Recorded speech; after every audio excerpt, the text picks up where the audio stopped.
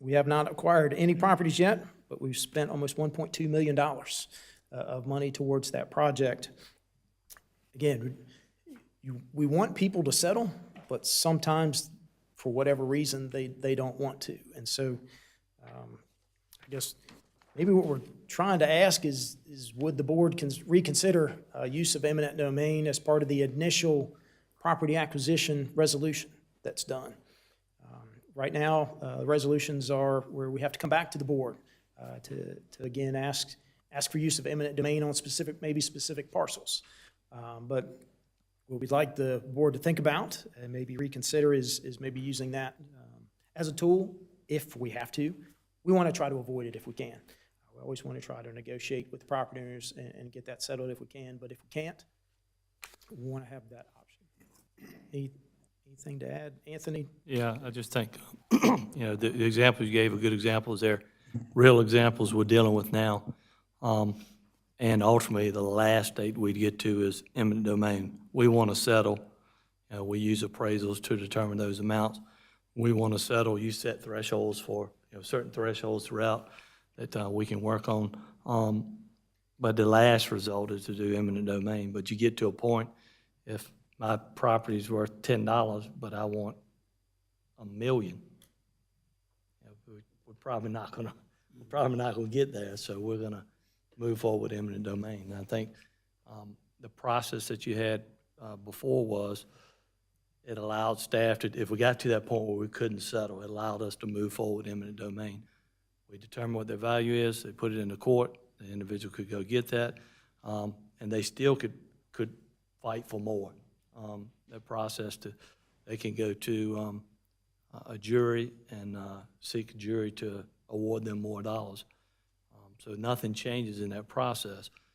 Right now, I think what has to happen is when you change that process, is every one of those has to come back to the board for the board to make that decision. And I guess what we're trying to tell you is through this process, and we go through this process, sometimes we're way down the path of these big projects spending millions of dollars. And if in your mind you are not going to consider moving forward, if I wanted $1 million for a $10 piece of property, and we may have spent millions of dollars to get to that point, and I'm the very last holdout. So just something to think about, whether you want to go back to the process you had before, or whether you want everyone to come before you as is now. Is that ultimately what you're trying to get? Yeah, that's another thing, and also don't know if perception also plays a part into that at all or not. Is there a negative perception with only condemning some owners and not others? Don't know if that plays in it. Commissioner Munger, you had a question? Yeah, just for clarification purposes, this is specifically related to town road projects or town-related projects. This has nothing at all to do with developer requirements via the TIA. Is that correct? That's correct. Okay, just want to make sure we're on that page. Commissioner Phillips. Why aren't we communicating to people before we start these projects? Because, like, my area of town, all my neighbors ended up getting an attorney letter, and that's how they found out about Gilead and Beatty's Ford, and that's even how my family found out. So I don't know why we're not communicating to people prior so that maybe it is easier for them to understand what's happening, because one of my neighbors, he is not politically active at all, and he was terrified, like we were coming for his land and freaking out, and I know that has to happen all over the town too. It can, and sometimes attorney firms may just start reaching out to people and say something's coming, and we're not even to the point of having property acquisition. And an example of that was someone came up to me a few weeks ago and said, hey, I know somebody that got a letter from an agent contacted them saying they were buying property for the town's project. And I said, well, that's not possible because we haven't even gotten close to starting that. And so there could be people out on their own trying to acquire They are. property. I mean, it's the sky is falling. People, it was a big deal. Like, my neighbors were really scared. So I don't know if that's the town can cut these folks off at the impasse, like these greedy attorneys, and get the right knowledge out so that these situations aren't even occurring. That would be great, but it's hard to know who's out there trying to do stuff, before we are. I'd say that's really tough to do. Now, once we get to the point of acquisition, our agents do go out and contact folks. Once the board approves moving forward with acquisition, we don't go contact people and say, hey, we may be knocking on your door in 3 years about a project. We don't know exactly what we'll need until we get up to that point of coming to the board and asking for that resolution to acquire. I think if it's on the CIP, we know that it's getting closer and closer, we need to communicate to people, because I think that these attorneys have found a good way to make a quick buck off of people. And it makes the town look bad, because the way that the one letter was presented, it made it sound like it was the town coming for them, and it's not. So I don't know, I just feel like that's some CYA we need to start doing. Commissioner Kidwell? Yeah, well, Commissioner Phillips hit on a few of my points, and so did Mr. Trott. But I think you're right. If it's on the CIP, we should at the very least, notify the landowner that, hey, this parcel is on a project. It may not happen for 50 years, but it's on a project list, and we want you to be aware of it. When we get to the acquisition stage, you'll hear from the town directly, not from anybody else, or from a approved vendor of the town. I don't know if that's possible or not. And like you said, it's a lot of work. We got a lot of stuff on the CIP and a lot of moving parts. But if we are having, and let's just call them vultures, because that's what they are. They're vulturistic attorneys. Well, that's an oxymoron. They're going after these people and trying to, basically scare them into selling the property to some entity that's later on going to deal with the town. So, I think the question to that is how do you know? How do you know you're going to need 2 feet or, 30 or 50 feet until you get into that design?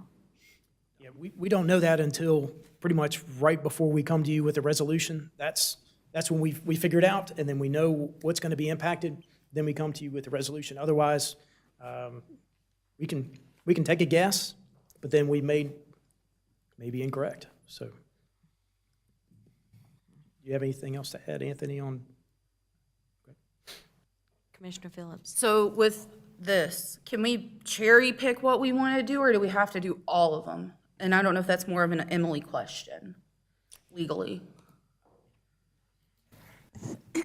So, as Stephen mentioned, at the point that the engineering department is coming to you all to request to move forward with the acquisition, whether it be through negotiations or eminent domain, there's already a certain amount of sunk costs. It could be $1 million, it could be $100,000.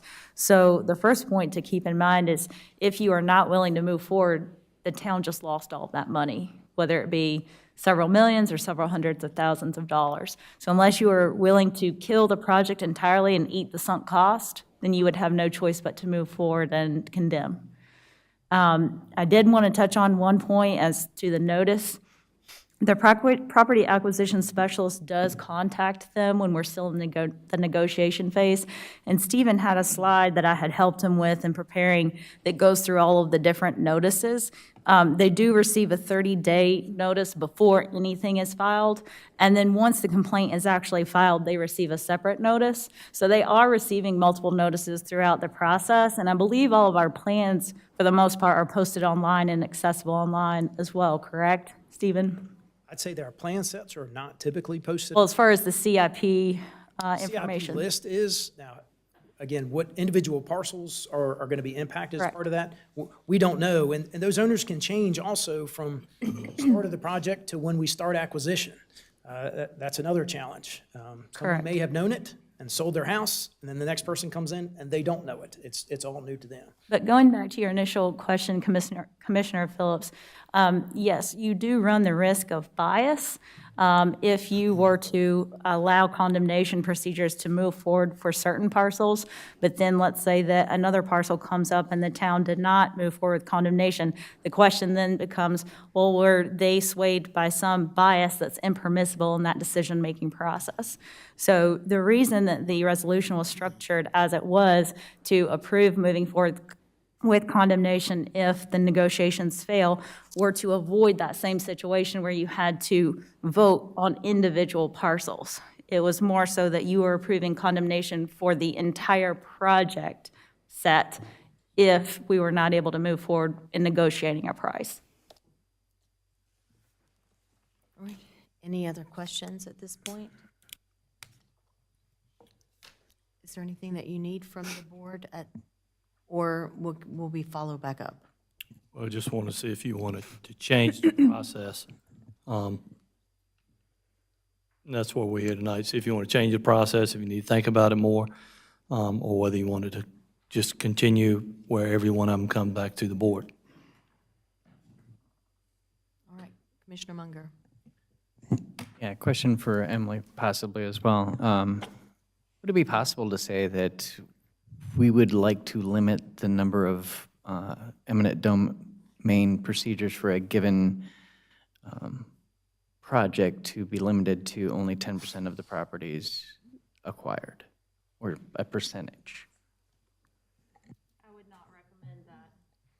At all, because of the fact that, again, you don't know how many of the parcels will be able to be purchased through negotiations and purchase in lieu of condemnation versus the need to actually move forward and condemn.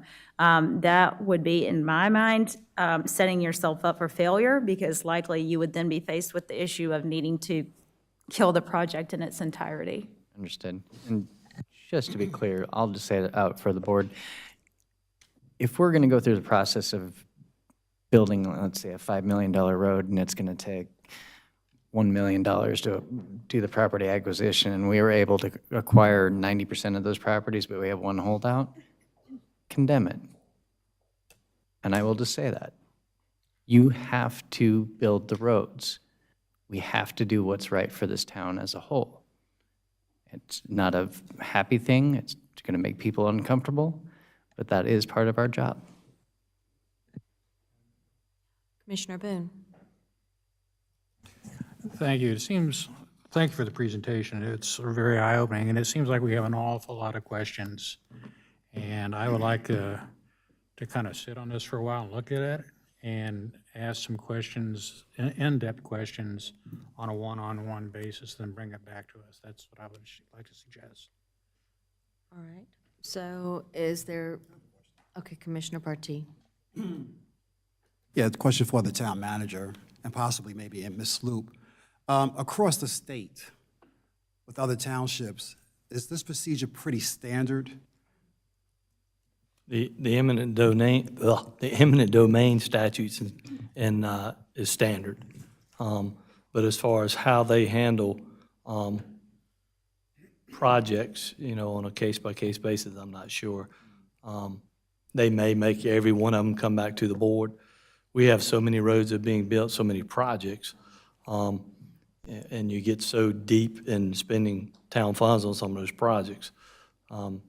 That's why probably this board at the time chose to do the process we did, that if you got to where you had to go to eminent domain, then they allowed staff to move forward, because we have 15 or so projects going on at a time. And I assume that's why the board chose to do that route back when we did that. I think that started even before my time. Main Street project may have been the first project. And a good example on Main Street, I'm rounding, 155? parcels, about 155 parcels, and Six. 35 were condemned. So about a little over 20%. And that varies by project. I had just a little bit more data. Like on Vance Road project, we had 7 parcels. We settled with all of them. Patterson Road Extension, we had 3 parcels, settled with none of them. So it just varies. So if percentages are all over the place depending on how many parcels. It's- And they can go, for instance, on Main Street, even though there are 5 or 6 still are waiting to the end of the project to settle. I think there's 5 or 6 still left over. They said, no, we're going to wait till the end of the project. Now, the money's sitting in the court for them to take, but they will probably take it further to say, we think we need more, and that may go to a jury trial. I'm not sure. But they have that option too. Commissioner Kidwell. I don't want to send this to staff or make this a carte blanche on eminent domain, because Two reasons. If a landowner comes to us and says,